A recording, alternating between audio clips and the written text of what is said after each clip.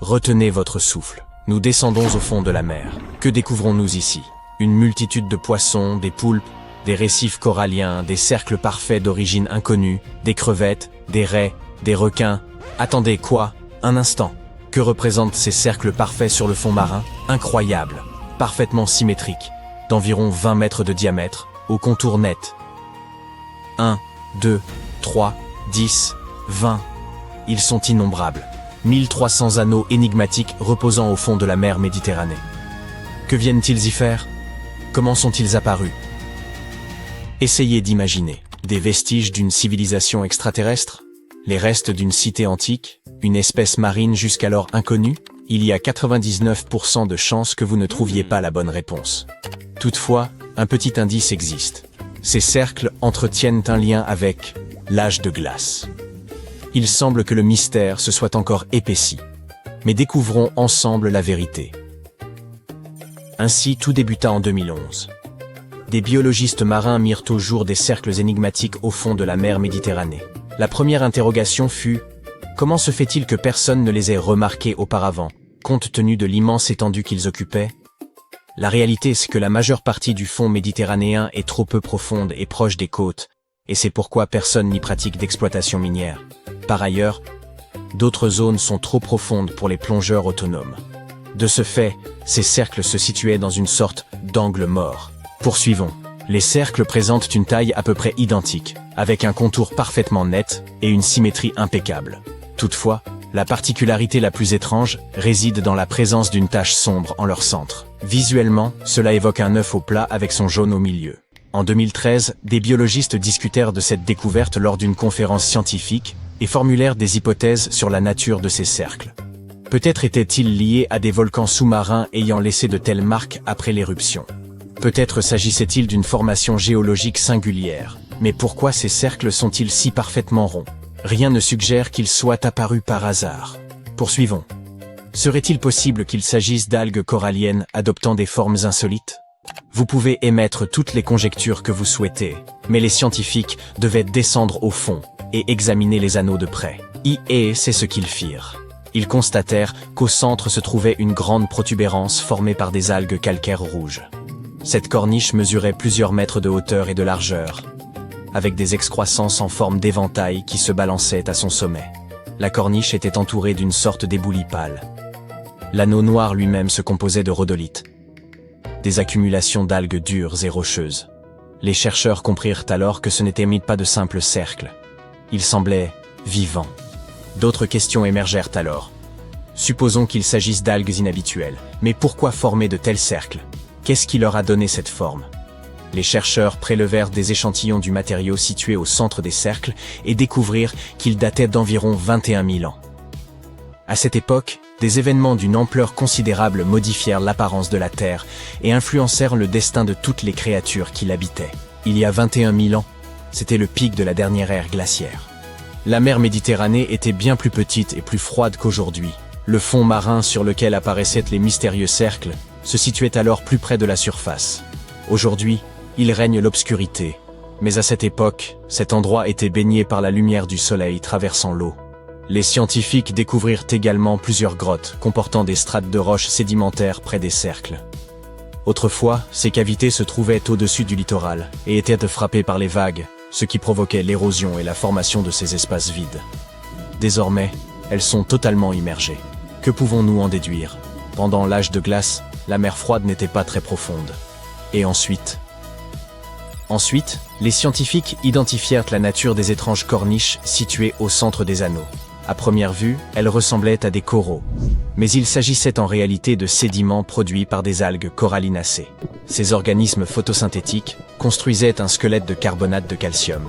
Ils se développaient à cet endroit car il offrait chaleur et exposition à la lumière du soleil. Au début, ces algues prospéraient. Elles s'étendaient en formant des structures proches de dômes ou de larges crêpes. Puis, l'ère glaciaire commença à décliner. La température augmenta progressivement, les glaciers continentaux massifs fondirent, et d'immenses quantités d'eau issues de la fonte s'écoulèrent dans la mer Méditerranée. Son niveau s'éleva, le fond devint plus profond, et la lumière se fit de plus en plus rare. Les splendides algues sombrèrent lentement dans l'obscurité. Leurs dômes s'effondrèrent, laissant ces petites corniches centrales et des fragments de carbonate de calcium épars. Pendant des millénaires, aucun organisme n'occupa les alentours de ces vestiges.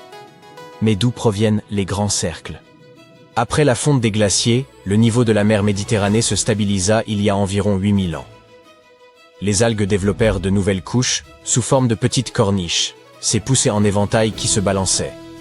L'organisme commença à envelopper les fragments de carbonate de calcium, puis de petits morceaux dévalèrent les corniches.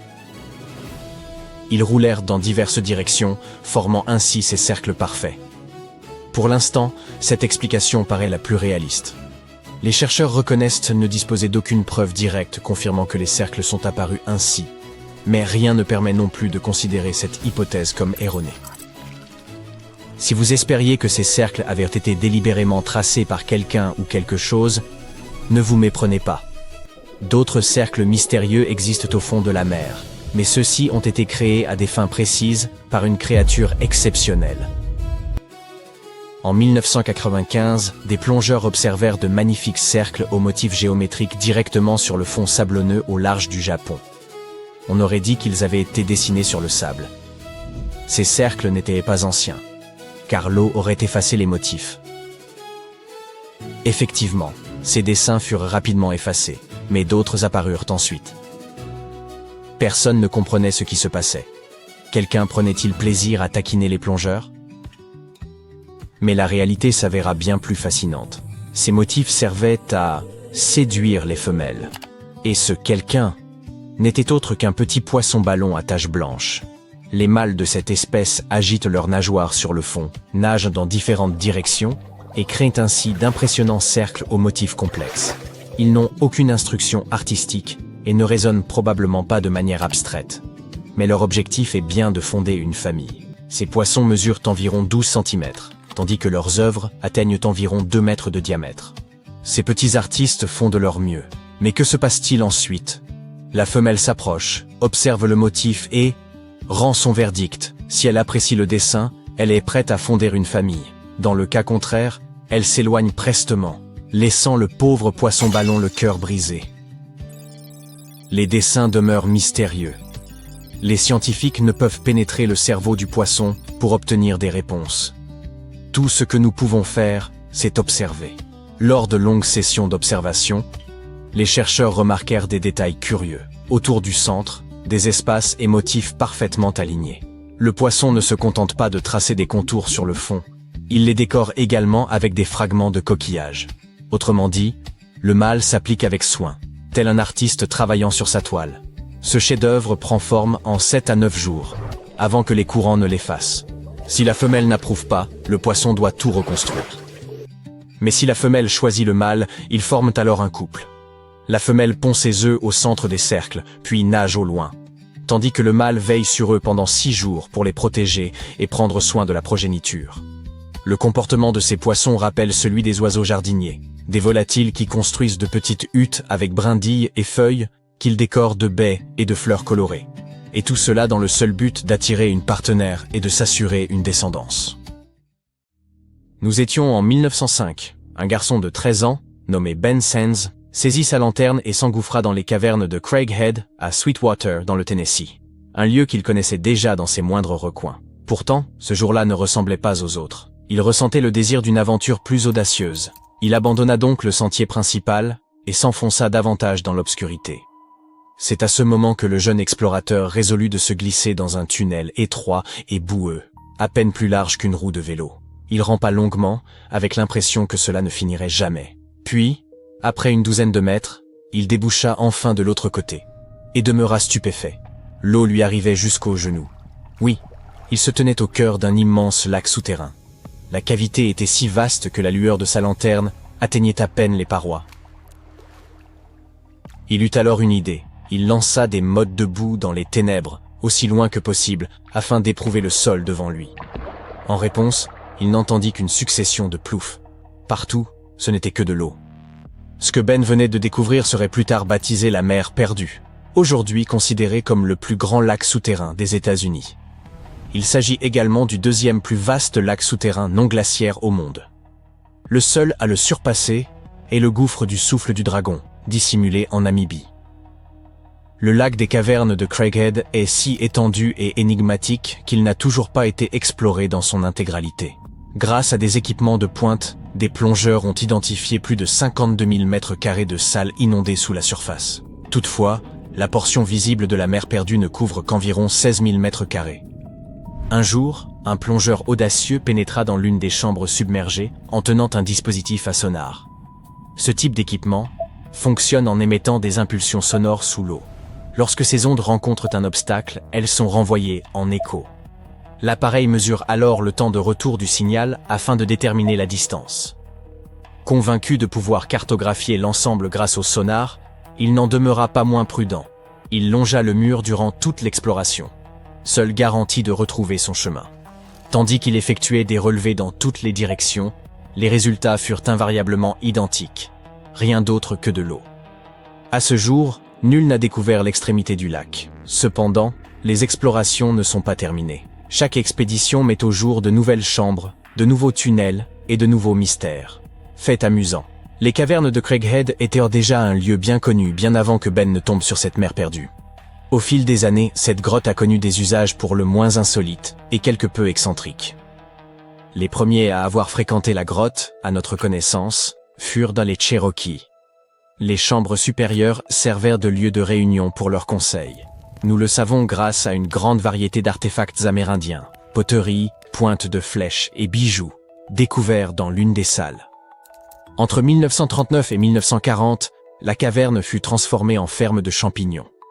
Quelques années plus tard, en 1947, quelqu'un érigea un plancher en bois à l'intérieur même de la grotte. C'est alors qu'émergea la boîte de nuit souterraine connue sous le nom de Cavern Tavern.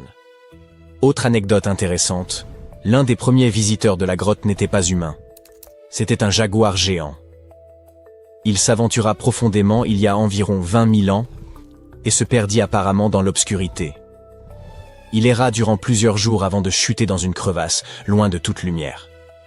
Certains de ses os furent découverts en 1939. Et sont aujourd'hui exposés au Musée américain d'histoire naturelle de New York. Pourtant, rien de ce qui s'est produit dans la grotte ne semble rivaliser avec ce qui repose plus profondément encore. Si vous vous sentez assez audacieux pour en explorer les profondeurs, il est possible d'effectuer une promenade en bateau sur son lac souterrain. En effet, des bateaux d'excursion circulent à l'intérieur de la grotte, tous propulsés par moteurs électriques. Le voyage est sans doute sombre, froid et d'une étrange quiétude. Juste sous le bateau, vous pourrez observer de grosses truites arc-en-ciel nager librement. Elles n'y ont pas toujours été. On les a introduites dans ce lac souterrain. Les guides précisent que cela s'inscrivait dans un plan plus vaste. Voir si les poissons découvriraient une sortie et révéleraient un tunnel secret vers un autre plan d'eau. Mais les truites restèrent à leur place. Désormais, elles offrent un spectacle supplémentaire aux visiteurs. Et comme aucune nourriture naturelle ne se trouve dans la grotte, elles doivent être nourries à la main chaque jour. Les guides signalent également que l'une des caractéristiques les plus fascinantes des cavernes n'est ni le lac ni les truites, mais une structure cristalline appelée anthodite, parfois désignée sous le nom de fleurs de grotte. Il s'agit de formations fragiles et épineuses d'une rareté exceptionnelle. Voici maintenant une question. Si Ben Sands a découvert une mer perdue presque par hasard, cela signifie-t-il que nous pourrions encore dénicher quelque chose de comparable? Eh bien, oui. Il existe probablement encore de nombreux plans d'eau souterrains dissimulés à travers le monde. En 2016, par exemple, un immense réservoir d'eau a été identifié profondément sous le volcan Uturuncu, dans les Andes. Mais il ne s'agit pas d'un lac tranquille et accueillant. L'eau est dissoute dans une roche partiellement en fusion, ce qui la rend d'une chaleur stupéfiante. On parle d'une température avoisinant les 1000 degrés Celsius. Puis, en 2021, des scientifiques ont découvert un vaste lac thermique à l'intérieur d'une grotte du sud de l'Albanie. En 2024, ils y sont retournés avec un équipement de mesure plus perfectionné. Ils ont constaté que le lac mesurait 138 mètres de long pour 42 mètres de large. Cela confirma presque sans équivoque qu'il s'agit du plus grand lac caché de ce type actuellement connu.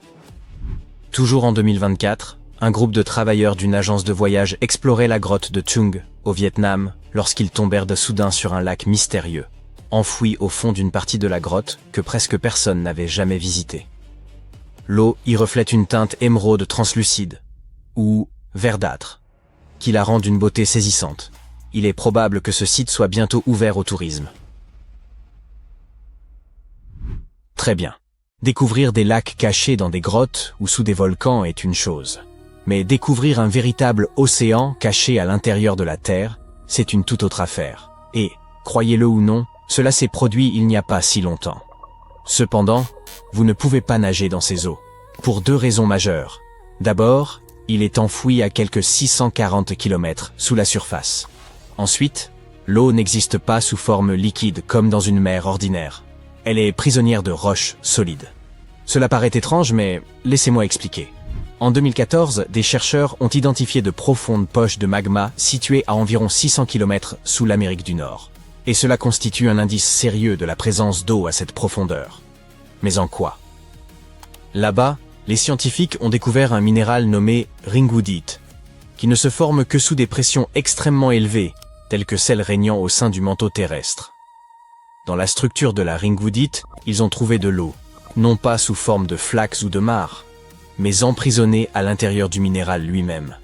La ringwoodite agit comme une éponge, retenant l'eau au sein de sa structure cristalline. Et lorsque les chercheurs ont réalisé les calculs, ils ont compris quelque chose de stupéfiant.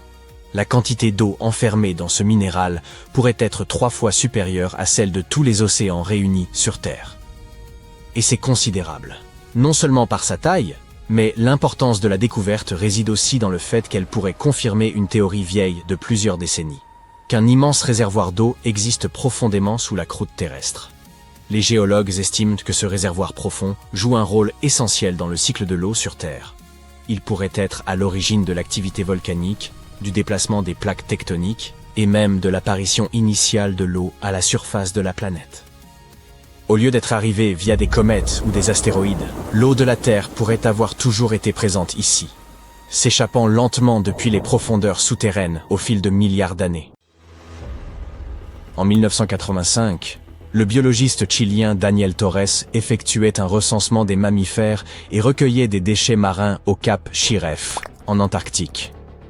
Il s'apprêtait à ramasser un grand conteneur en plastique lorsqu'il remarqua, parmi les pierres volcaniques sombres, une roche d'un blanc éclatant. Ce qu'il prit d'abord pour un simple caillou s'avéra être un crâne humain. Après examen, le docteur Torres découvrit qu'il appartenait à une jeune femme originaire du sud du Chili, probablement âgée d'une vingtaine d'années, et morte de faim entre 1819 et 1895. Plusieurs années plus tard, des chercheurs mirent au jour des fragments de fémur et confirmèrent, grâce à l'analyse ADN, qu'ils provenaient de la même personne. Cette trouvaille pourrait bien bouleverser notre compréhension de l'histoire. Comment un crâne féminin a-t-il pu se retrouver en Antarctique, sur un ancien campement de chasseurs de phoques, alors que les femmes n'accompagnaient pas ces expéditions au début du XIXe siècle? Pour épaissir encore ce mystère, aucune trace d'outils, de documents ou d'objets personnels n'a été retrouvée sur le site. Cela suggère peut-être que des habitants du Chili auraient établi un campement ici, bien avant que d'autres ne posent le pied sur le continent. Des chercheurs ont également mis au jour en Antarctique un fragment de météorite d'une importance exceptionnelle, susceptible de prouver l'existence de la vie sur d'autres planètes. Selon eux, cette roche vieille de plus de 4 milliards d'années proviendrait directement de Mars. En 1996, des scientifiques de la NASA annoncèrent avoir identifié à sa surface des marques chimiques singulières, peut-être laissées par d'anciens organismes martiens. Cependant, cette hypothèse fut rapidement contestée. Des analyses ultérieures montrèrent que les composés riches en carbone qu'elle contenait n'étaient sans doute pas d'origine biologique. Jadis, alors que Mars était une planète bien plus humide, d'énormes roches spatiales y provoquèrent de violentes collisions, générant une chaleur extrême et remodelant son relief. La météorite antarctique aurait survécu à 2 de ces impacts avant qu'un troisième ne la propulse dans l'espace. Alors qu'elle se trouvait encore sur Mars, de l'eau s'infiltrait à travers de fines fissures de sa surface, laissant derrière elle de curieuses bulles de carbone que les scientifiques prirent d'abord pour les vestiges d'une vie ancienne. Les chercheurs récupèrent davantage de roches venues de l'espace en Antarctique que partout ailleurs sur la planète, mais on ne s'attend guère à y croiser une pyramide, n'est-ce pas? À vrai dire, cet objet n'en est pas une. Il s'agit simplement d'une montagne dont la forme évoque une pyramide. Vous pouvez d'ailleurs la localiser aisément sur Google Maps, dans la région des monts Ellsworth, la plus haute chaîne de montagnes du continent, qui s'étire sur près de 400 km. Les explorateurs de l'expédition antarctique britannique, menée entre 1911 et 1913, furent les premiers à remarquer cette montagne au profil singulier et la baptisèrent la pyramide. Au cours des 100 dernières années, beaucoup se sont demandé s'il pouvait réellement exister une pyramide en Antarctique et, le cas échéant, qui aurait pu l'ériger. Mais les scientifiques ont dissipé cet espoir glacial en expliquant qu'il n'y avait là rien d'extraordinaire. Il est tout à fait naturel qu'un pic rocheux émerge de la couche de glace. Ce relief et son voisin ne doivent leur forme pyramidale qu'à un simple hasard géologique. Des chercheurs de l'Université du Colorado ont par ailleurs découvert, près du parc national de Yellowstone, un outil de chasse vieux de 10 000 ans.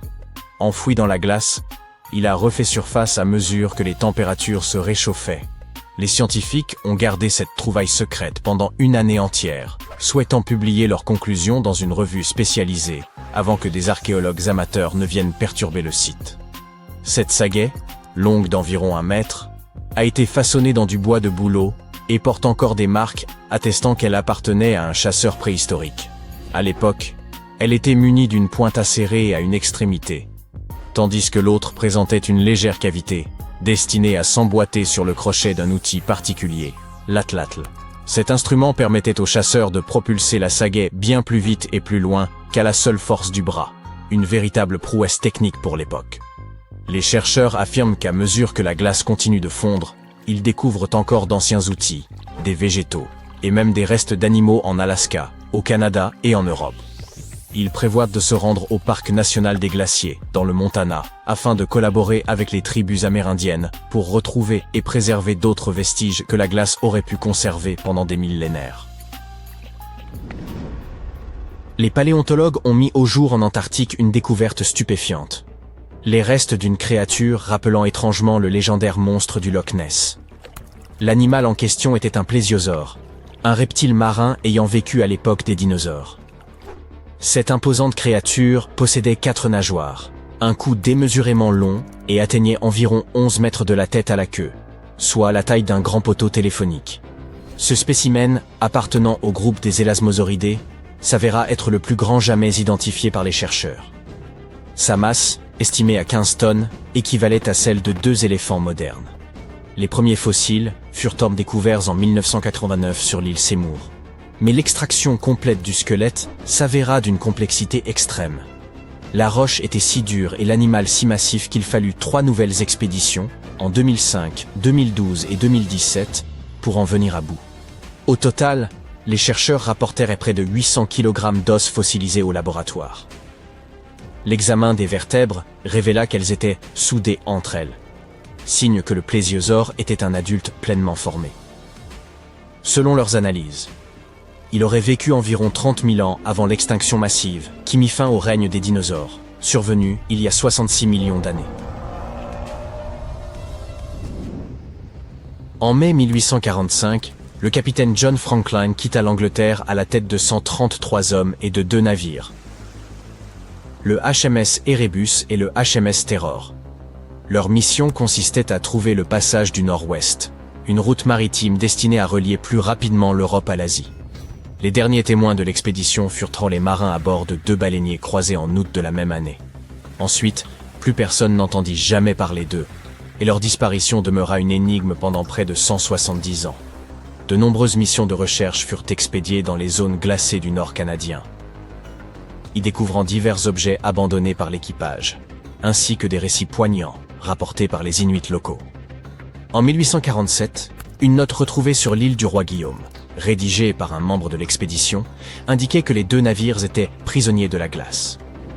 Ce n'est qu'en 2014 que des scientifiques canadiens annoncèrent la découverte de l'épave de l'Erebus au fond de la baie Wilmot and Crampton. 2 ans plus tard, le Terror fut localisé à environ 72 km de là. Malgré le temps écoulé, les 2 bâtiments étaient remarquablement bien conservés. Les archéologues sous-marins examinèrent les cabines et rapportèrent des centaines d'artefacts, permettant enfin de reconstituer avec précision les derniers instants de la tragique expédition Franklin. Un randonneur en montagne fit une découverte singulière en Norvège, dans une zone surnommée Horse Ice Patch, lors de l'été 2019. Intrigué, il transmit aussitôt les coordonnées GPS et les photographies de l'objet à des chercheurs spécialisés dans l'étude de vestiges archéologiques préservés par la glace. Après avoir consulté les prévisions météorologiques, les archéologues comprirent qu'ils ne disposaient que d'une seule journée avant que la neige ne le recouvre définitivement. Ils se hâtèrent donc de récupérer cette sandale avant qu'elle ne disparaisse sous une nouvelle couche de glace, peut-être pour plusieurs années. La datation au radiocarbone révéla que cette chaussure remontait à environ 1700 ans. Outre cette sandale de l'âge du fer, les chercheurs mirent au jour d'autres artefacts, notamment du crottin de cheval figé datant de l'ère viking ainsi que des textiles. L'ensemble de ces trouvailles suggère qu'il existait jadis un ancien itinéraire à travers les montagnes, reliant l'intérieur des terres norvégiennes aux régions côtières. Peu de civilisations sont aussi énigmatiques que l'Égypte ancienne. Ce puissant empire dura plus de 3000 ans. Il nous légua des pyramides toujours debout et des mythes dont l'écho résonne encore. C'est l'un des lieux les plus étudiés au monde. Et pourtant, de nouvelles découvertes continuent de nous étonner. À Abydos, des archéologues ont récemment mis au jour une tombe royale vieille de 3600 ans. Elle est immense et ornée de hiéroglyphes dorés honorant les dieux. Mais le nom du pharaon, il a disparu. Qui était donc ce souverain et quel nouveau chapitre de l'histoire égyptienne cette énigme pourrait-elle révéler? S'il est un endroit en Égypte où la limite entre vie et mort semble presque s'effacer, c'est bien Abydos. Pour les anciens Égyptiens, ce territoire était sacré. Ils pensaient qu'il abritait la tombe d'Osiris, le dieu qui mourut, fut démembré, puis renaquit pour régner sur l'au-delà. Cette croyance fit d'Abydos le cœur spirituel du pays. Les pharaons y firent ériger des temples majestueux, notamment celui de Séti Ier, célèbre pour sa liste royale, où sont gravés les noms de 76 souverains. Des pèlerins venus de tout le royaume y déposèrent des offrandes et participaient aux fêtes d'Osiris, durant lesquelles sa mort et sa résurrection étaient rituellement rejouées. Ce n'était pas un culte purement symbolique, c'était une sorte de Japan Expo avant l'heure, où, au lieu d'imiter des héros, les fidèles incarnaient des dieux renaissants. Les pharaons rivalisaient d'ardeur pour reposer au plus près d'Osiris, transformant Abydos en un lieu à la fois funéraire, sacré et promesse d'éternité. Des millénaires plus tard, les environs d'Abydos continuent de livrer des merveilles. Ce fut le cas de la tombe récemment découverte. Au début de 2025, une équipe conjointe d'archéologues égyptiens et américains entreprit des fouilles sous une éminence rocheuse appelée la montagne d'Anubis. Vous vous souvenez d'Anubis? Le dieu à tête de chacal, gardien des nécropoles. À 7 mètres de profondeur, ils découvrirent une sépulture royale longtemps dissimulée. Hélas, malgré des siècles de secrets, les pillards en avaient depuis longtemps dérobé les trésors. Mais tout montrait qu'elle appartenait à une figure d'importance. Comme dans un vaste manoir vide dont on devine encore l'opulence de son ancien occupant. La chambre funéraire comportait des voûtes en briques crues, hautes de plus de 5 mètres, la taille d'une girafe femelle debout. Pour un édifice vieux de 36 siècles, l'ensemble demeurait prodigieux. Et pourtant, connaissant le génie architectural des anciens Égyptiens, rien ne saurait vraiment surprendre. Aucun trésor n'a été retrouvé, aucun masque d'or, et plus tragique encore, aucun nom. Le cartouche qui aurait dû révéler l'identité du roi était illisible. Or, les tombes égyptiennes affichaient presque toujours le nom de leur occupant. Dans l'Égypte antique, un cartouche n'était rien de moins qu'une large étiquette ovale entourant, en hiéroglyphes, le nom du souverain. C'était une sorte de laissez-passer royal valable, dans ce monde comme dans l'autre. Sans lui, l'âme ne pouvait franchir les portes de l'au-delà. Car pour les Égyptiens, le nom, le règne, ne servait pas seulement à distinguer un individu, mais constituait l'essence même de son être. Tant que son règne survivait, l'esprit demeurait vivant. Être oublié, c'était subir un sort pire que la mort. Une âme sans nom ne pouvait poursuivre son voyage éternel. C'est pourquoi les cartouches se trouvaient partout, sur les temples, les obélisques, les bijoux, les statues et les parois funéraires. Leur rôle dépassait la simple inscription. Ils maintenaient la présence du pharaon visible en tout lieu. Imaginez bâtir une tombe monumentale, pour que des visiteurs, 3600 ans plus tard, y pénètrent en se demandant « c'était qui déjà ?» Situation peu glorieuse, assurément. Voilà pourquoi il n'est pas absurde d'imaginer ce souverain anonyme hantant ses pilleurs à jamais. Le cartouche, en vérité, avait une portée considérable. L'un des exemples les plus célèbres provient de la tombe de Thoutmôsis III. Sa chambre funéraire et son sarcophage étaient littéralement façonnés dans la forme d'un cartouche, faisant de l'ensemble un symbole architectural vivant de son nom. Heureusement, dans la tombe récemment découverte, tout n'avait pas disparu. À l'entrée, peints dans des reflets d'or, se tenaient deux gardiennes bien connues, les déesses Isis et Nephthys. Isis, magicienne, avait rassemblé les membres d'Osiris et lui avait rendu la vie. Nephthys, sa sœur, demeurait la pleureuse éternelle et la protectrice des morts. Ensemble, elles assuraient que quiconque reposerait ici ne traverserait pas seul l'au-delà. Un indice supplémentaire du prestige du pharaon inconnu. Mais qui pouvait-il être? Pour le découvrir, il faut remonter le fil du temps. Cette sépulture date d'une période troublée. La deuxième période intermédiaire, lorsque l'Égypte, morcelée, n'était plus dirigée par un seul souverain, mais scindée en plusieurs royaumes rivaux, chacun régnant sur son propre territoire. Une véritable version antique de Game of Thrones. Et au cœur même de ce tumulte s'élevait Abydos. Durant un temps, elle abrita sa propre lignée royale, connue sous le nom de dynastie d'Abydos. Ces souverains n'étaient pas les bâtisseurs de pyramides que tout le monde connaît. Et c'est précisément ce qui les rend si énigmatiques. Ils n'ont laissé derrière eux ni monuments majestueux, ni cités étendues, seulement quelques fragments de noms gravés sur des blocs ébréchés. Pendant des siècles, nombre d'égyptologues doutèrent de leur existence. Mais tout changea en 2014, lorsque les archéologues mirent au jour la tombe de Seneb-Kay, l'un de ces rois obscurs.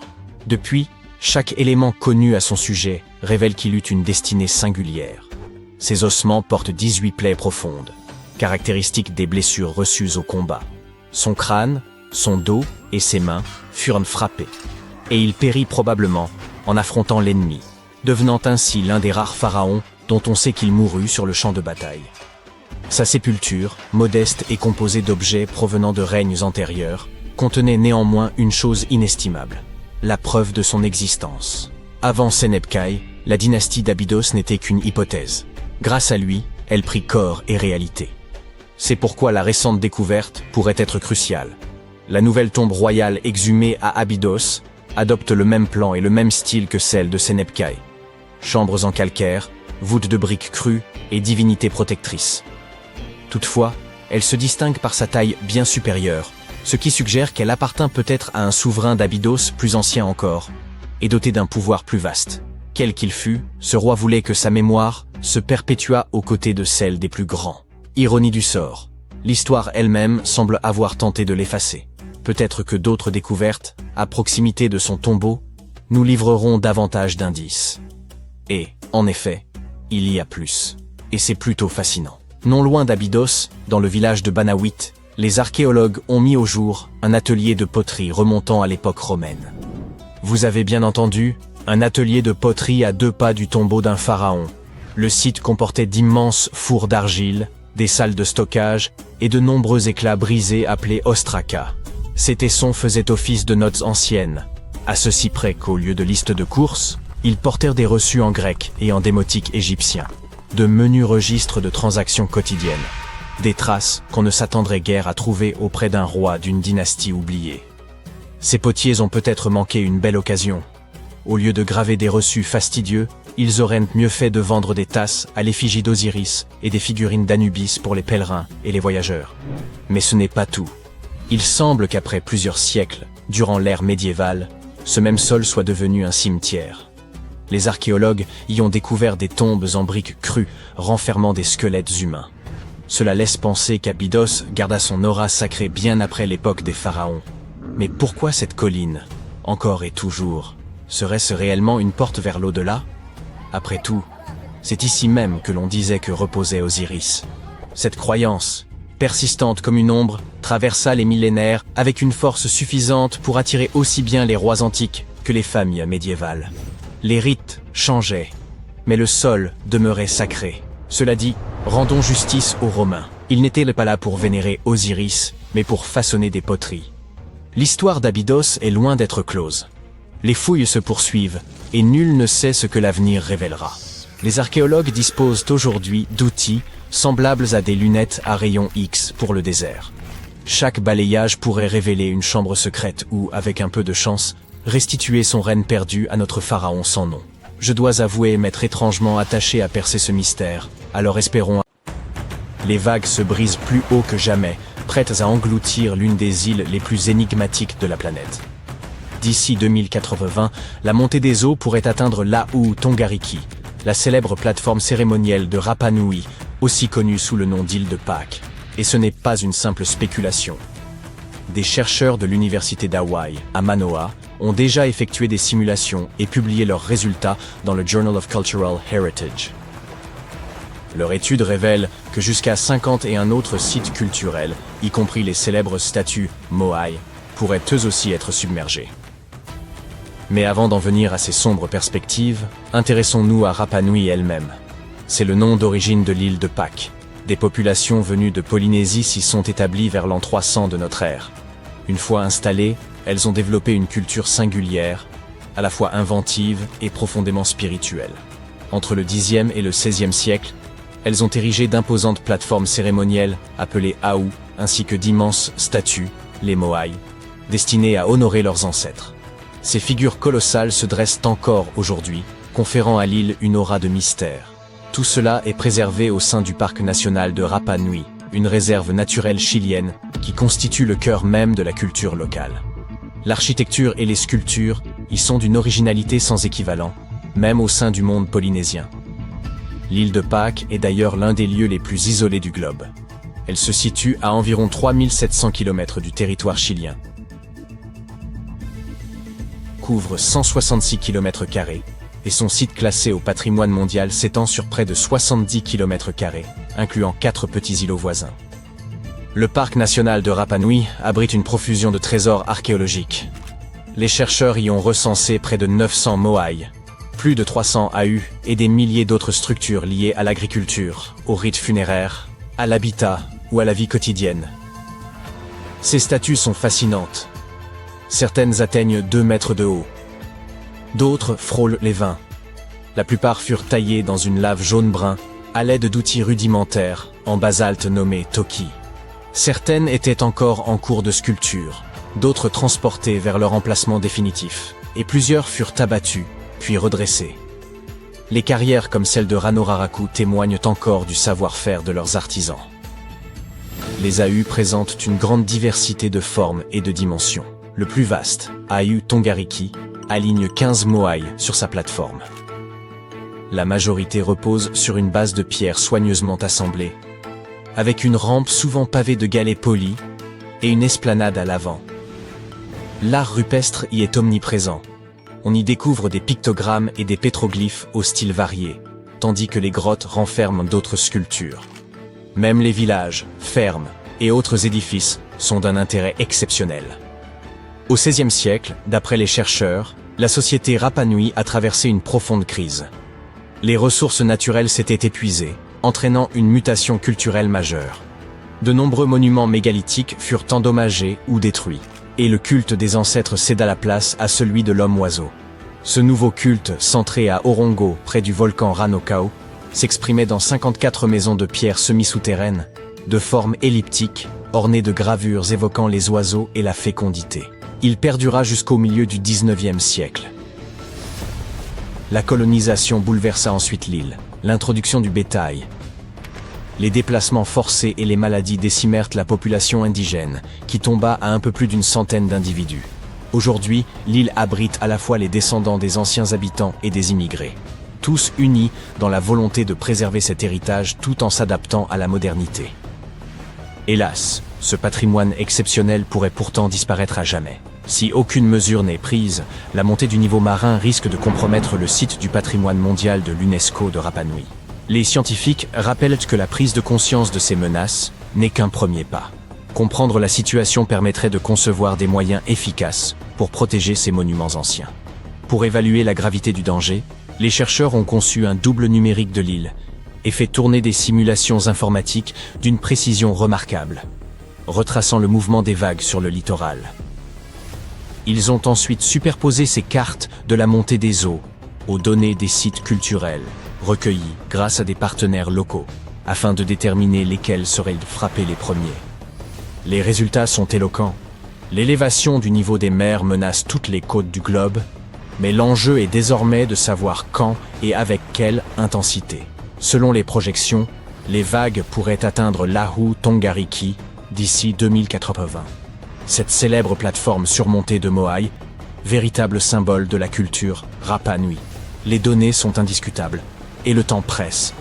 Les habitants doivent agir sans délai avant que l'océan ne s'approprie ce qui leur revient de droit. Et l'île de Pâques n'est pas le seul site patrimonial à subir les assauts du climat. Au Pérou, l'antique cité de Shan Shan endure les effets du dérèglement météorologique. Ancienne capitale de l'Empire Chimú, elle demeure la plus vaste cité précolombienne en terre crue du continent américain. Véritable prouesse pour son époque, elle témoignait d'une organisation sociale élaborée, d'une planification urbaine ingénieuse, de réseaux d'irrigation perfectionnés et d'un art raffiné. Bien que les Incas s'en soient emparés au XVe siècle, les ruines révèlent encore toute la sophistication de la civilisation Chimú. Inscrite au patrimoine mondial de l'UNESCO, Shan Shan revêt une importance historique majeure. Aujourd'hui, le phénomène El Niño, la phase chaude d'un cycle climatique naturel nommé El Niño, oscillation australe, provoque à la fois pluies torrentielles et sécheresse prolongée. Ces variations existaient déjà, mais elles surviennent désormais avec une fréquence accrue. En parallèle, la montée des nappes phréatiques fragilise les structures. Pour contrer ces menaces, les habitants régulent les eaux souterraines, restaurent les murs, archivent les vestiges, forment les populations locales, sensibilisent à la préservation et élaborent des plans d'urgence. Les tempêtes et la réduction des zones côtières engendrent aussi de graves difficultés sur l'île Herschel, au Canada, où des baleiniers s'établirent au XIXe siècle. La situation est si critique que plusieurs bâtiments ont dû être déplacés vers l'intérieur des terres pour échapper à l'océan. Si l'érosion se poursuit, il faudra les déplacer de nouveau, et certains édifices finiront sans doute abandonnés. Le dégel du permafrost, quant à lui, endommage les sépultures, provoquant la rupture des cercueils enfouis. En nous tournant vers la cité des mosquées de Bagherhat, au Bangladesh, nous constatons que l'eau et la salinité du sol dégradent progressivement les édifices en pierre. Le sel s'infiltre dans la roche, puis se dilate au contact de l'humidité, provoquant fissures et désagrégations accélérées. Ce lieu, lui aussi classé au patrimoine mondial de l'UNESCO, renferme environ 360 mosquées, ainsi que des bâtiments publics, des bassins, des mausolées, des ponts et des routes, jadis érigés en briques cuites. La Grande-Bretagne côtière figure elle aussi parmi les régions menacées par la montée des eaux et la violence accrue des vagues. Les intempéries y mettent en péril de nombreux châteaux historiques. Hurst dans le Hampshire, Tintagel en Cornouailles, Piel en Cumbria, le fort de Bayard's Cove dans le Devon, les fortifications de la garnison des îles Scilly, ou encore Calshot à Southampton. Selon l'organisation English Heritage, il devient urgent de consolider les murs et de renforcer les défenses pour protéger ces monuments des tempêtes à venir. De fortes pluies et un climat de plus en plus violent frappent aussi Édimbourg, en Écosse. Les risques d'inondation et de glissement de terrain augmentent chaque année. Depuis 1970, les précipitations annuelles ont grimpé de 13%. Le grès, continuellement imbibé puis séché, s'use peu à peu, affaiblissant le château d'Édimbourg et le socle volcanique sur lequel il repose. Finira-t-il par s'écrouler? Si rien n'est entrepris, ce n'est qu'une question de temps. Un autre lieu emblématique, prisé des visiteurs du monde entier, pourrait lui aussi être submergé, Venise. Sa lagune subit les effets de la montée des mers et les inondations deviennent plus fréquentes. Les bâtiments et les rues de la ville se trouvent désormais directement menacés. Ainsi, les difficultés rencontrées par Rapa Nui ne constituent en rien une exception. D'autres régions côtières, telles qu'Hawaï, subissent la même menace liée à la montée des eaux. Temples anciens, sites funéraires et trésors culturels irremplaçables sont exposés au même sort que les moaïs et les plateformes rituelles de l'île de Pâques. Et il n'y a pas que l'architecture qui se trouve menacée, mais aussi la mémoire, les traditions et l'identité de peuples entiers. Les chercheurs s'appuient désormais sur les données d'inondations côtières pour anticiper ce qui pourrait advenir de Rapa Nui et d'autres sites historiques. Ils cartographient les risques, analysent l'élévation du niveau marin et cherchent des solutions pour préserver ces lieux inestimables. Le temps joue contre eux. Un père et sa fille de 6 ans pêchaient sur le lac Michigan lorsqu'ils ont trouvé quelque chose de bien plus gros que les poissons qu'ils cherchaient. Le sonar de leur bateau a détecté un objet étrange au fond du lac.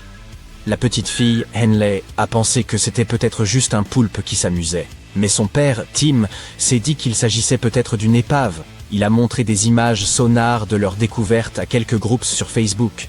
Des archéologues maritimes se sont intéressés à sa publication et maintenant, ils croient que Tim et Henley ont peut-être découvert l'épave du George L. Newman, un navire qui a coulé il y a plus de 150 ans lors du grand incendie de Peshtigo. Ils ont trouvé la confirmation de ce naufrage dans les archives et ont convaincu les autorités d'aller y jeter un œil à l'aide d'un véhicule commandé à distance.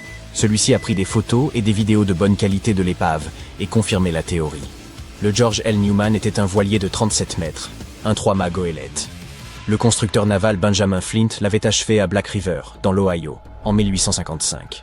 Les 3-mâts goélettes étaient très pratiques, car on pouvait y naviguer avec un équipage plus réduit que sur d'autres navires de l'époque. Le jour de son naufrage, le George L. Newman transportait du bois provenant de Little Suamico, dans le Wisconsin. Mais le grand incendie de Peshtigo avait déjà commencé. D'abord un petit feu de broussailles, probablement causé par des ouvriers du chemin de fer qui défrichaient le terrain dans la zone. Très vite, cependant, il se propagea et se mit à dévorer un énorme territoire, entre 485 623 et 607 028 hectares, et détruisit la ville de Peshtigo en environ 1 heure, en plus de réduire en cendres 16 autres villages. Les flammes sautèrent même par-dessus les eaux de la baie de Green Bay. Les fumées de cet incendie massif étaient si épaisses que l'équipage du George L. Newman ne pouvait rien voir du tout. Le navire s'échoua près de la pointe sud-est de Green Island. Le gardien du phare local réussit à secourir l'équipage. Ils restèrent au phare pendant 1 semaine et tentèrent de sauver tout ce qu'ils purent sur le navire. Mais ils durent finir par abandonner et laissèrent l'épave à son sort. Au fil des années, le sable recouvrit le navire et les gens finirent par l'oublier, jusqu'à ce que Tim et Henley le découvrent par hasard. Il se trouvait sous seulement 3 mètres d'eau. Le sable mouvant de la région l'avait probablement rendu plus visible. Oui, les instruments sont cruciaux lorsqu'il s'agit de faire des découvertes vraiment passionnantes, comme le sonar de cette famille ou, disons, un détecteur de métaux. Lucas Hutchison, 8 ans, a également eu de la chance, et ce grâce à son cadeau d'anniversaire, un détecteur de métaux. Il espérait trouver un trésor sur une plage, mais à la place, le garçon a trouvé une pointe en acier lors d'un voyage en famille en Ontario. Son père lui a dit que cela servait simplement à attacher des bateaux. Mais Lucas était très curieux, et il a insisté pour creuser plus profondément. C'est ainsi qu'ils ont découvert que sa pointe était attachée à un morceau de bois, et qu'elle n'était pas seule. Ils ont alors su qu'ils venaient de trouver une épave. Le père du garçon a informé le personnel du parc et un groupe de bénévoles qui enquêtaient sur les épaves, le comité du patrimoine maritime de l'Ontario. Ils ont obtenu les autorisations nécessaires, ont apporté leurs pelles sur le site et ont découvert d'autres pièces du mystérieux navire. L'équipe a trouvé des cadres doubles, ce qui indiquait un navire bien construit, probablement une goélette, un voilier en bois à 2 mâts ou même plus. Les bénévoles prévoient maintenant de créer des dessins de l'épave, avec des vues de dessus et de côté.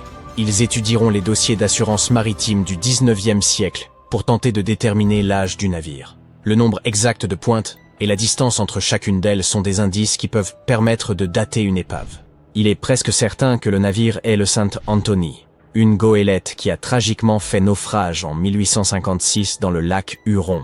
Au moment de l'accident, il transportait du blé de Chicago à Buffalo. Juste 1 mois plus tard, un remorqueur du nom de Fashion fut dépêché pour secourir le Saint Anthony. Mais il se retrouva bloqué lui aussi. Le Saint Anthony était toujours coincé, et sa cargaison de blé se déversa par le fond. Les gens pensaient encore pouvoir sauver le vaisseau, mais de toute évidence, le sauvetage n'eut jamais lieu. Il semblerait que Lucas soit le premier à l'avoir découvert, plus de 160 ans plus tard. Aujourd'hui, les bénévoles prévoient de l'enterrer à nouveau afin que, dans un environnement sans oxygène, aucun parasite ou organisme ne vienne l'endommager. Cela devrait aider à préserver la structure du navire pendant au moins une 50aine d'années supplémentaires.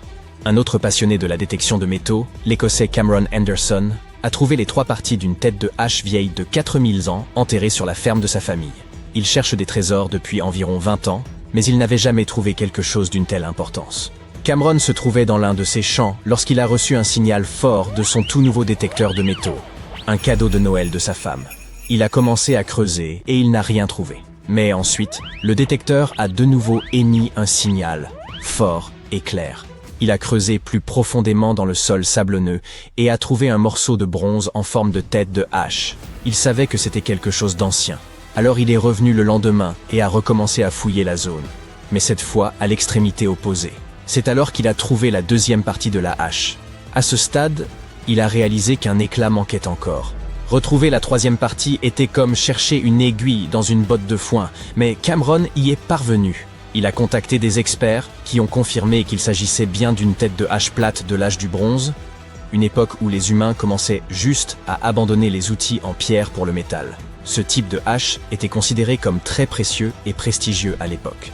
Les experts pensent que quelqu'un a peut-être intentionnellement cassé l'objet en 3 parties avant de l'enterrer. Une espèce, peut-être, d'offrande rituelle. Des découvertes comme celle-ci nous révèlent de précieuses informations sur notre passé lointain. Cette hache est donc très importante pour la science. Un ouvrier d'une entreprise minière qui cherchait des diamants le long de la côte de la Namibie a accidentellement découvert quelque chose de bien plus ancien. Il y avait quelques blocs de cuivre, du bois, des tuyaux et des défenses d'éléphants.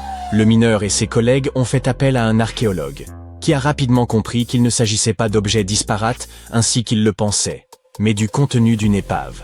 Elle était là depuis presque 500 ans. Tous les indices indiquaient qu'il s'agissait d'un navire marchand portugais, le Bom Jesus, qui avait disparu au XVIe siècle. Les experts pensent que les Portugais construisaient des navires comme celui-ci pour les longs voyages de leurs explorateurs vers des lieux éloignés comme l'Inde, la Chine et le Japon, d'où ils revenaient avec des tonnes de cargaison. Le Bom Jesus était probablement rempli à ras-bord de trésors en provenance de Lisbonne, Portugal, à destination de l'ouest de l'Inde. Mais en contournant la pointe sud de l'Afrique, près de la Namibie, une grosse tempête l'avait poussé trop près du rivage. Le navire avait heurté un rocher, avait chaviré, s'était brisé et avait coulé. L'épave était divisée en 3 sections incroyablement bien préservées, grâce à sa solide coque et aux épaisses couches de sable qui la recouvraient et empêchaient la pourriture de se propager. Les archéologues ont découvert plus de 40 tonnes de cargaison. Il y avait des canons, des épées, des blocs de plomb et d'étain, des tissus, et des instruments de navigation que les marins utilisaient lors de leur voyage à travers l'océan. La découverte la plus passionnante, 1845 lingots de cuivre pesant en tout entre 16 et 17 tonnes. Ces lingots de cuivre, des morceaux de métal pur, sont encore en excellent état car la coque du navire les protégeait de l'eau salée. Il y avait aussi 105 énormes défenses d'éléphants, pesant environ 2 tonnes. Celles-ci étaient probablement destinées à devenir des objets de luxe, comme des bijoux, ou des sculptures, une fois livrées.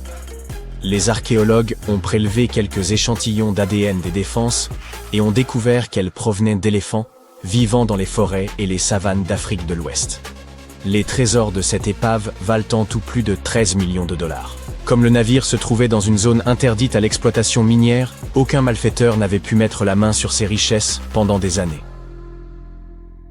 Un miracle d'avant Noël s'est produit près de l'embouchure de la rivière Chalumna en Afrique du Sud le 22 décembre 1938.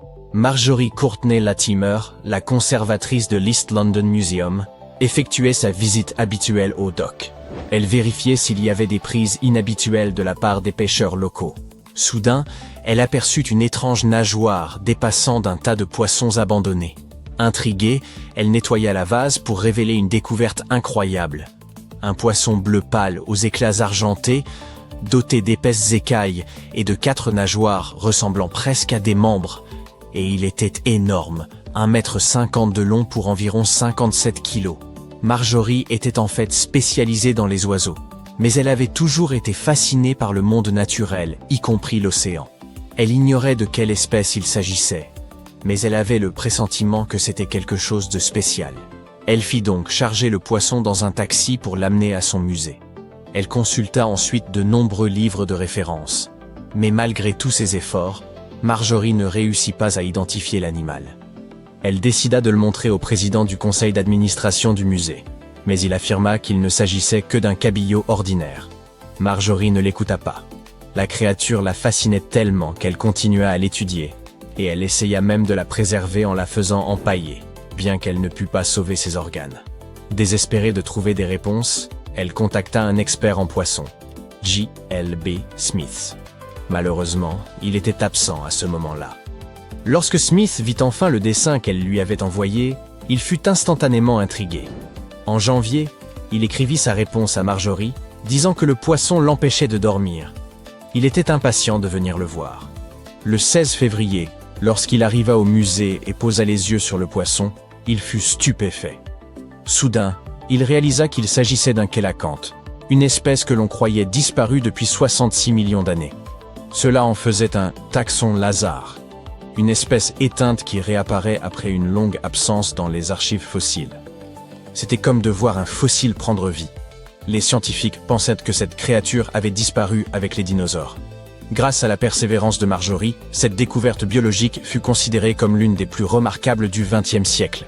Le genre entier Latimeria a été nommé en son honneur. Le poisson vivait dans les eaux profondes depuis des millions d'années, sans que le célèbre astéroïde ait eu un quelconque effet sur sa destinée. Aujourd'hui, nous connaissons au moins 2 espèces de kélacanthes vivantes. Toutes 2 proviennent de cette ancienne lignée qui a survécu à l'épreuve du temps. Elles vivent principalement dans l'océan Indien, et quelques spécimens ont été repérés ici et là autour de l'Indonésie. Les kélacanthes ont une apparence et un comportement très différents des autres poissons. Leurs nageoires étranges bougent un peu comme des bras et des jambes humains. Ils ont aussi une articulation spéciale dans leur crâne qui leur permet de lever une partie de leur tête lorsqu'ils se nourrissent. C'est parce qu'ils sont liés aux tétrapodes, qui ont été les premiers à passer de l'eau à la terre. Michael Smith est un naturaliste britannique. En juillet 2018, il explorait la chaîne de montagnes reculées de Wondiwoy en Papouasie-Occidentale, Indonésie. Il était à la recherche de rares et belles fleurs, les rhododendrons. Mais il photographia accidentellement une créature à l'air surprenant. Smith commença alors à s'intéresser à cet animal. Il organisa une seconde expédition, cette fois avec un guide local. 10 jours durant, il se fatigua à explorer les hauteurs montagneuses. Le terrain était difficile, avec une pluie constante, un sol glissant et des sangsues qui s'infiltraient dans les bottes. Alors qu'ils étaient épuisés et proches d'abandonner, le miracle se produisit. L'équipe repéra l'animal et le prit en photo. Ce petit être mignon s'avère être le kangourou arboricole de Wondiwoy, que l'on croyait disparu depuis 90 ans. Il avait été découvert une première fois en 1928. C'est une histoire triste. Un biologiste l'avait aperçu en étudiant la région. Mais par la suite, personne n'avait été en mesure de le retrouver. Mais il s'est avéré qu'il n'était pas du tout éteint. Il s'agit simplement d'une créature très furtive et rusée. Ce marsupial vit dans de petites forêts isolées, escarpées et brumeuses. Très peu de personnes s'y aventurent. Tout cela pour les raisons que nous avons mentionnées. Le terrain y est accidenté, les fourrés de bambou dansent et l'eau manque. Même les chasseurs locaux ne l'avaient jamais vu. Ils sont super mignons avec leur visage rond, leur fourrure roussâtre et une morphologie à mi-chemin du singe et de l'ours. C'est un type étrange de kangourou qui saute dans les arbres, pas sur le sol. Quand Michael Smith le redécouvrit, il contacta immédiatement des experts, y compris un spécialiste des kangourous arboricoles. Et sa découverte fut confirmée. Bien qu'il soit encore difficile de capturer ces créatures dans la nature, elles restent un mystère pour la science, et les scientifiques essaient de les protéger. En 1996, des chercheurs de la Wildlife Conservation Society se promenèrent dans le marché aux viandes de Takek, au Laos. Soudain, ils aperçurent un groupe de rats bizarres. Oui, cela peut sembler courant sur un marché, mais ce n'étaient pas des rats ordinaires. Au début, ils pensèrent qu'il s'agissait d'une nouvelle espèce. Ils appelèrent ce nouveau rongeur le Craniou. Cet animal était si différent des autres rongeurs que les biologistes voulurent le placer dans sa propre famille. Mais en 2006, Mary Dawson et son équipe contestèrent cette idée. Ils suggérèrent que Craniou appartenait en réalité à une ancienne famille de rongeurs qu'on croyait éteinte depuis 11 millions d'années. La même année, les scientifiques capturèrent enfin un spécimen vivant pour le documenter. Et devinez quoi? Il était effectivement issu de cette famille de rongeurs. Ils n'avaient pas disparu. Ils avaient simplement préféré éviter les feux de la rampe et décidé de se retirer dans les karsts du Laos et une petite partie du Vietnam. Il s'avère que les habitants connaissaient bien le rongeur et le capturaient régulièrement pour s'en nourrir. Une bonne raison de se cacher et de vivre en ermite. Désormais, ces créatures suscitent un immense intérêt parmi les scientifiques et font l'objet d'études approfondies. En 2019, des scientifiques entreprirent une expédition sur l'île Fernandina dans l'archipel des Galapagos. Au cours de l'expédition, l'équipe commença à remarquer des choses étranges, des traces, des excréments et des marques de griffes sur les arbres. En les suivant, ils découvrirent soudainement qui en était l'auteur. Une tortue mystérieuse qui vivait à haute altitude sur l'île volcanique. C'était une tortue femelle solitaire. Ils la surnommèrent Fernanda, parce qu'ils reconnurent en elle la tortue géante de Fernandina, une espèce qu'on pensait éteinte depuis 112 ans. La dernière fois que nous avions vu cette espèce, c'était en 1906, lorsque des scientifiques trouvèrent une tortue mâle et l'envoyèrent à l'Académie des sciences de Californie. Ils pensaient que les éruptions volcaniques et la chasse intensive avaient même conduit à la disparition complète de cette espèce. C'était un événement majeur. Cela représentait un espoir pour la survie de la tortue géante de Fernandina. Les gardiens de parc ont déclaré avoir vu les traces d'au moins 2 autres tortues. Peut-être pourront-ils donc les trouver bientôt. La Galapagos Conservancy a lancé une collecte de fonds pour soutenir de nouvelles expéditions. En juillet 2007, Luis Enrique Minguez, un chercheur à l'Institut d'écologie et de conservation, faisait de la randonnée à La Palma, une petite île des Canaries. Alors qu'il marchait dans la partie nord-est de l'île, il aperçut un lézard intéressant. Il mesurait près de 30 cm de long. Il le vit près d'un sentier forestier à environ 45 mètres au-dessus du niveau de la mer. Minguez prit une photo du lézard et la partagea avec ses collègues chercheurs. Après avoir vu les images, ceux-ci réalisèrent qu'il s'agissait du lézard géant de La Palma, disparu depuis très longtemps. Cette espèce était présumée éteinte depuis des siècles.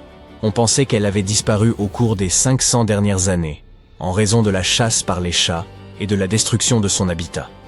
Malheureusement, même s'ils étaient très enthousiastes au début, les choses ne se passèrent pas aussi bien la fois suivante. Ils effectuèrent quelques expéditions de suivi en octobre 2007, et puis d'autres encore. Mais ils ne revirent jamais plus le lézard. Il vit probablement dans des endroits très élevés et secs de l'île. Les chercheurs espèrent découvrir au moins quelques spécimens à l'avenir, afin de leur permettre de prospérer à nouveau. Vous avez sans doute déjà entendu l'expression « une croix marque l'endroit », empruntée aux récits de pirates et aux aventures peuplées de cartes au trésor. Même si ces légendes ne sont plus en vogue, elles continuent d'inspirer nombre de passionnés d'antiquité qui arpentent de chaque jour champs et collines. L'un d'eux, sans carte ornée d'un X, vit son détecteur de métaux émettre un signal. Un jour d'avril 2025, baigné de soleil. Il venait de découvrir l'un des plus vastes dépôts monétaires jamais exhumés. Alors, de quel type de trésor s'agit-il exactement? Et en quoi sa découverte revêt-elle un caractère aussi exceptionnel? C'est un passionné roumain, Marius Manjac, qui en est à l'origine. Selon ses dires, il cherchait simplement une bonne raison de prendre l'air et de faire un peu d'exercice. Lors d'une de ses balades avec son détecteur de métaux, à environ 50 km au sud-ouest de Bucarest, son appareil a capté un signal. En creusant à cet endroit, il découvrit plusieurs pièces d'argent enfouies peu profondément. Bien qu'oxydées, elles semblaient en excellent état. Ce type de corrosion se produit lorsque le métal réagit à l'humidité ou à l'air sur une longue période, altérant son aspect, de la même manière qu'une pomme tranchée se ternit après un long contact avec l'air. La pile de pièces ne tarda pas à croître de manière impressionnante. Il devint évident qu'elles étaient entassées dans un récipient en céramique. Le décompte final atteignit près de 1500 deniers d'argent, probablement enfouis il y a près de 1700 ans. Toutefois, ces pièces remontent au règne, allant de Néron à Marc Aurèle, couvrant plus d'un siècle d'existence de l'Empire romain, ce qui leur confère une ancienneté proche de 2 millénaires. La diversité des effigies impériales suggère une fortune accumulée sur une longue durée. Le système monétaire romain comportait une variété de monnaies, si bien que l'exclusivité des deniers d'argent dans cette cache intrigue. Cela reviendrait à enterrer l'équivalent de 15 000 € en espèces, mais uniquement en coupures de 10. Ce détail pourrait indiquer que le propriétaire était un marchand ayant dissimulé ses profits durant une période incertaine. Il pourrait aussi s'agir tout simplement de l'épargne patiemment constituée sur une vie entière. Selon les empereurs et les périodes, la valeur du denier variait fortement. Ainsi, 1500 deniers pouvaient représenter une retraite confortable, ou s'avérer bien insuffisant. Au 1er siècle, un denier d'argent permettait d'acheter 12 miches de pain. Avec 5, on pouvait acquérir une amphore pleine de vin. Ce récipient en céramique, muni de 2 anses, servait à stocker et transporter du vin, de l'huile ou du grain. Il semblerait que ce soit précisément ce type de contenant qui abritait le trésor mis au jour. Les amphores romaines existaient en de nombreuses formes, mais furent progressivement standardisées comme unité de mesure, équivalent approximativement à 26 litres de liquide. Le lieu précis où le vase fut enfoui ne montre aucun signe de perturbation, ce qui laisse penser que le trésor a pu demeurer caché pendant tout ce temps. Pourtant, l'amphore était déjà fracturée lorsqu'elle fut découverte. Pourquoi aurait-elle été brisée, et qu'est-ce que cela signifie? Même si la cause exacte de cette fracture reste incertaine, les archéologues avancent l'hypothèse qu'elle aurait pu être volontairement provoquée dans le cadre d'un rituel protecteur préalable à l'enfouissement. Certaines civilisations anciennes avaient pour usage de briser des récipients rituels à des fins symboliques. Cela pourrait suggérer que l'amphore avait accompli son rôle, peut-être en tant qu'offrande sacrée ou comme moyen de dissuasion contre le vol. En somme, prenez mon argent, mais je garde mon précieux vase. Toutefois, de tels rituels sont peu attestés dans le monde romain, ce qui laisse la question entière. Peut-être s'est-elle tout simplement fendue à cause de la pression du sol, des cycles de gel et de dégel, de la croissance des racines, ou même du passage d'une taupe aveugle tâchant de se frayer un chemin. Bien que l'amphore et son contenu soient désormais entre les mains des spécialistes, leur découvreur a bien failli ne recevoir aucune récompense. Après avoir mis au jour le trésor, il lui fallait impérativement prévenir la police, afin de sécuriser le site. Mais le temps jouait contre lui. En Roumanie, un délai légal de 72 heures est imposé pour signaler toute découverte historique importante. Malheureusement, M. Manjac s'est heurté à un contretemps. C'était un jour férié, et les administrations compétentes étaient recloses. Il a donc passé les 2 journées suivantes à photographier avec soin chaque pièce de monnaie, avant de pouvoir remettre l'ensemble de ses trouvailles aux autorités. Le montant exact que M. Manjac pourrait percevoir reste inconnu du public, mais la législation roumaine prévoit généralement qu'un découvreur touche 45% de la valeur estimée de sa trouvaille. Une belle issue, quand on sait que tout cela a commencé par une simple promenade avec un détecteur de métaux. Depuis, le lieu de la découverte a été classé site archéologique, et toute fouille future devra s'effectuer sous la surveillance d'experts, ce qui laisse entrevoir la possibilité d'un prolongement à cette histoire. Mais pour l'heure, intéressons-nous à ce qui provoque les fameux signaux sonores des détecteurs de métaux et voyons s'il subsiste d'autres trésors encore enfouis à travers le monde. La majorité des modèles destinés aux amateurs reposent aujourd'hui sur une technologie appelée VLF, soit très basse fréquence.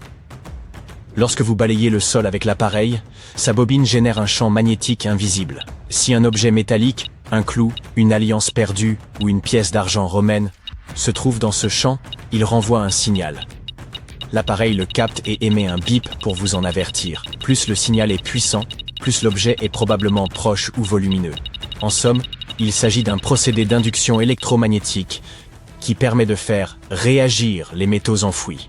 Un peu comme si vous appeliez dans une caverne et écoutiez l'écho en retour. Fait amusant, les chauves-souris utilisent un principe semblable, mais fondé sur le son. On appelle cela l'écolocalisation. Si vous criez dans une grotte et les dérangez, elles peuvent émettre des clics aigus qui se répercutent sur les objets autour d'elles. Les échos ainsi produits les aident à déterminer la position de ce qui les entoure. Qu'il s'agisse d'un insecte ou d'un visiteur malvenu, rien ne lui échappe. Tandis que les détecteurs de métaux s'appuient sur des ondes magnétiques, les chauves-souris misent sur les sons et leur résonance. Si cela vous a donné envie d'essayer un détecteur, quels sont les lieux à privilégier ? Monsieur Manjac s'est contenté d'une promenade, mais pour beaucoup, c'est un loisir passionnant qui peut enrichir l'histoire et rapporter gros. Et ce plaisir ne se limite pas à la Roumanie, il s'étend bien au-delà. Au Royaume-Uni, des régions comme le Norfolk, le Suffolk ou le Lincolnshire sont devenues des lieux de prédilection. On y retrouve régulièrement des pièces romaines, des objets vikings ou des artefacts médiévaux. À l'âge du fer, les populations enterraient souvent leurs biens. Certains chercheurs pensent que c'était une forme de stockage, d'autres un acte rituel. Dans un cas comme dans l'autre, de nombreux dépôts pourraient encore s'y trouver. La France regorge elle aussi de vestiges enfouis, allant des trésors gallo-romains aux objets antiques. Aux Pays-Bas, une découverte récente a mis au jour un fragment d'une épée viking extrêmement rare. L'Écosse, quant à elle, n'est pas en reste. Des découvertes comme celle du trésor de Peebles offrent un nouvel éclairage sur les pratiques de l'âge du bronze. Si vous ne souhaitez pas partir en quête seul, sachez qu'il existe des circuits de détection organisés à travers plusieurs pays, proposant un accès encadré à des sites d'intérêt historique. Ces excursions sont idéales pour ceux qui recherchent des reliques anciennes. Mais si, à l'inverse, vous comptez plutôt enterrer un coffre et le soustraire au détecteur, jusqu'où devrez-vous creuser? La plupart des détecteurs de loisirs peuvent localiser un gros objet enfoui jusqu'à près d'1 mètre. En revanche, pour les pièces ou autres objets minuscules, il faudra se contenter de 15 à 30 cm. Il faut aussi savoir que l'humidité du sol peut jouer en faveur de la détection. Elle améliore la propagation des signaux et facilite la localisation des métaux enfouis. Les modèles professionnels, bien plus coûteux, reposent sur une technologie sophistiquée leur permettant de repérer de grandes masses métalliques jusqu'à près de 30 mètres de profondeur. Cette capacité s'accroît même lorsqu'il pleut. Toutefois, à moins de cacher votre trésor dans un lieu stratégique, il y a fort à parier qu'il ne sera jamais retrouvé. Pensez à marquer l'emplacement d'une croix sur votre carte. En 1969, 2 frères sont allés pêcher sur la rivière Altamaha, dans la région de Clarks Bluff. Ils ont lancé leur canne à pêche, prêts à attendre que des poissons mordent à leur appât. Mais à ce moment-là, ils ont vu quelque chose d'étrange. Au début, ils ont pensé que c'était un esturgeon. Mais ensuite, ils ont vu que la longueur de cet esturgeon était d'environ 4 mètres, presque aussi grand que 2 basketteurs. Bien sûr, une telle taille n'effrayait pas les frères, car certaines espèces d'esturgeons peuvent atteindre une longueur de 7 mètres, soit environ 3 basketteurs et demi. Autre chose les a surpris. Le visage de cette créature ressemblait à celui d'un alligator. La queue était horizontale. Elle avait une crête triangulaire le long de son corps supérieur, et des dents pointues de couleur métallique dépassèrent de sa bouche. Une créature qui ressemblait à un dinosaure était un phénomène assez inhabituel pour l'époque où Steven Spielberg était un jeune réalisateur prometteur et ne songeait même pas à créer Jurassic Park. Ainsi, ce jour-là en 1969, 2 frères ont vu quelque chose d'insaisissable, comme Bigfoot ou le monstre du Loch Ness. Ils ont vu une créature qui faisait l'objet d'histoires depuis des siècles, une créature que l'on recherche encore aujourd'hui. Ils ont rencontré Altamaha. C'est un monstre célèbre dans des cercles restreints, qui vit près de l'embouchure de la rivière Altamaha, dans le sud-est de la Géorgie. Les membres de la tribu Lower Muskogee Creek en parlaient bien avant la colonisation britannique. Dans les temps anciens, il y avait des légendes sur un lézard semblable à un serpent qui mugissait et sifflait. Alors, ce monstre a déjà été insaisissable pendant plusieurs siècles. Mais savez-vous ce qui distingue l'Altamaha de Nessie, du Chupacabra et d'autres? Oui, il n'y a pas de photos ou de vidéos de mauvaise qualité de l'Altamaha, mais il y a une énorme quantité de preuves provenant de différentes époques. Pour les locaux, l'Altamaha est si réel qu'un artiste a créé une statue détaillée de cette bête de rivière. Bien sûr, ce n'est pas exact, car c'est basé sur des témoignages oculaires. Mais vous conviendrez probablement qu'il serait effrayant de voir un tel animal mignon au milieu de la rivière en train de pêcher. Presque toutes les histoires parlent d'une créature sans membres postérieurs, mais avec des nageoires avant, qui nage comme un dauphin, a un visage de crocodile, de grands yeux et de grandes dents pointues. Elle est grise ou verte avec un ventre blanc jaunâtre et une crête osseuse sur la tête. Et, chose la plus intéressante, des gens ont vu cette créature sous différentes tailles. Bien sûr, quand vous voyez une chose inconnue ressemblant à un dinosaure, vous pouvez exagérer sa taille, ou l'estimer incorrectement, ce qui explique la différence dans les déclarations.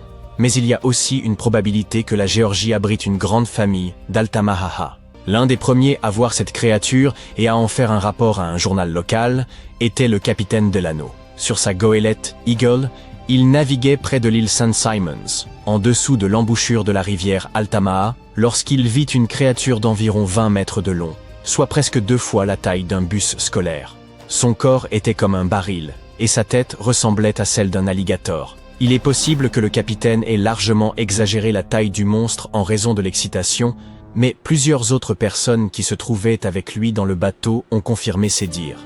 À partir de ce moment, les rapports sur le monstre de la rivière ont commencé à apparaître plus souvent. Quelqu'un l'a vu scintiller le long de la rivière, d'autres ont vu comment il se comportait de manière défensive envers les gens, et certains ont rapporté que l'Altamaha se prélassait simplement au soleil. Imaginez juste son mécontentement. Non seulement les pêcheurs ont rencontré Altamaha. Dans les années 20 du siècle dernier, des bûcherons traversèrent la rivière et ont vu un énorme monstre semblable à un serpent. En 1935, un groupe de chasseurs a vu une créature qu'ils ont appelée un serpent géant. Dans les années 1940, des scouts ont rencontré une créature similaire. Et dans les années 1950, 2 employés de la prison d'État de Reidsville l'ont vu. Pendant tant d'années, les gens l'ont rencontré, et personne n'a jamais réussi à attraper le monstre. Peut-être est-il plus intelligent qu'il n'en a l'air, et toujours très prudent. Peut-être que les gens ont peur de le toucher. Peut-être le considèrent-ils comme un trésor national et le protègent. Mais un jour, il y eut un cas où l'Altamaha faillit tomber dans un piège. Durant l'été 1980, 2 hommes ont vu un monstre se vautrer sur une rive boueuse. Il semblait coincé et essayait de s'en sortir. Les témoins ont déclaré que la créature à la peau rugueuse et sombre avait finalement quitté la rive, plongé dans l'eau et disparu. Plus tard cette année-là, un autre homme a dit avoir vu quelque chose de similaire. Une créature ressemblant à un serpent, de grande taille, avec 2 bosses brunes émergeant de l'eau. Elle a plongé dans l'eau et a agité la surface comme un bateau en mouvement. D'autres témoins attrapant des crabes ont décrit Altamaha comme la plus grande anguille du monde. D'accord, arrêtez. Beaucoup l'ont vu au siècle dernier, mais qu'en est-il des nouvelles plus récentes? Le monstre est-il encore vivant? Oh oui. En 2002, un homme remontait une rivière près de la ville de Brunswick en tractant un bateau quand il remarqua quelque chose de grand, 6 mètres de long et environ 2 mètres de large, émergeant de l'eau. En 2010, un photographe a capturé quelque chose d'étrange sur son appareil photo, flottant le long d'un canal dans la ville de Darien. Et ces cas ne sont que ceux dont nous sommes au courant. Sûrement, de nombreuses personnes ont vu cette chose, mais n'en ont pas parlé dans les journaux ou sur Internet. Si vous ne croyez pas ces histoires, vous pouvez aller à Darien, monter sur un bateau et naviguer le long du fleuve pour voir ce monstre de vos propres yeux. Oui, selon les rapports, cette créature essaie toujours d'éviter les gens. Elle est très prudente, mais tout de même, vous ne devriez pas vous approcher trop près de ce lézard d'eau 2 fois plus grand qu'un autobus scolaire. Si vous ne voyez rien, alors rendez-vous au musée de Darien pour prendre une photo de la statue d'Altamaha. Il y a également des souvenirs à l'effigie de ce monstre. Mais supposons que vous, ou quelqu'un d'autre, ayez réussi non seulement à prendre une photo nette de l'Altamaha, mais aussi à l'attraper. Quelle est la prochaine étape? Que direz-vous au monde? Et comment celui-ci réagira-t-il? Que deviendra le pauvre animal entouré de millions de flashs des caméras des journalistes? Les gens en feront-ils un spectacle ou l'enverront-ils à un laboratoire? Heureusement, en 2001, les scientifiques ont déjà élaboré un plan d'action. Ce plan a été élaboré par l'Agence écossaise de la nature, NatureScot, car ils s'inquiétaient au sujet du monstre du Loch Ness. À un moment donné, il est devenu trop populaire, et trop de personnes ont essayé de l'attraper, ce qui a poussé l'agence à se préoccuper de sauver la vie de la célèbre créature. Ils ont présenté le plan de contingence pour Nessie, qui peut également être utilisé pour tout animal inconnu vivant dans l'eau ou sur Terre. Selon le plan, si le lézard antique est capturé, les scientifiques devraient prélever un échantillon de son ADN et, simplement, le relâcher dans la nature. D'accord. L'animal bénéficiera de la même protection légale que les autres espèces sauvages en Écosse. Toutes les tentatives pour l'attraper seront interdites. Mais imaginons que c'est exactement ce qui se passe. Des scientifiques reçoivent un échantillon d'ADN de l'Altamaha, du monstre du Loch Ness ou d'autres créatures similaires. Qu'est-ce que cela pourrait être? Certains descendants anciens de dinosaures? Par exemple, le plésiosaure ressemble à un parent éloigné de ces monstres. Il est immense et possède un long cou et une bouche garnie de dents. Et si celui-ci avait réussi à survivre et à atteindre la rivière Altamaha? Ou cela pourrait être une espèce totalement nouvelle et inconnue qui vit dans les eaux douces profondes. Certaines personnes qui ont vu l'Altamaha ont dit qu'il produisait un sifflement. Et si c'était une sorte de python ou d'anaconda ancien qui aurait évolué de la terre à l'eau et développé des nageoires? En tout cas, on ne peut pas exclure qu'il s'agisse d'une sorte d'anguille ou d'esturgeon. Un jour, quelqu'un l'a vu, a été impressionné et l'a raconté à d'autres avec beaucoup d'exagération. Tout le monde l'a cru et a commencé à diffuser l'histoire. Qu'en pensez-vous ?